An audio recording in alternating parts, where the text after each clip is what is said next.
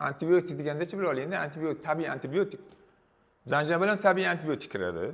Kurkuma ham kiradi. Eng zo'r tabiiy antibiotik mana tasdiqlangan misol uchun. Mashina ko'rsatsa, ertaga chorasida umuman hech qayerda mumyo qolmaydi. Bu aniq tasdiqlangan narsa bo'layotgan. Men o'zim istat qilib bo'lganman.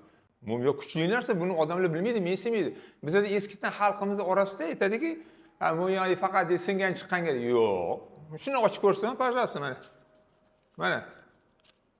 Mana, bemalol. Mana, bu tasdiqlangan mana. Mana. Mana. 45 xil kasallikka Alloh taolo shifo qilib qo'yibdi. Mo'jiza bu. Bu ham asalga o'xshab, tog'da, asnovnoy Qirg'iziston hududida bo'ladi.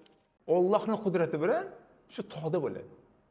Tog'ga tushadi, tog'da kak surma sifatida tushadi. Uni keyin odamlar olib, achishini mumiya deydi. Achishini mumiya degani qumidan, toshidan ajratib oladi. Setka qilib, keyin uni qaynatib oladi.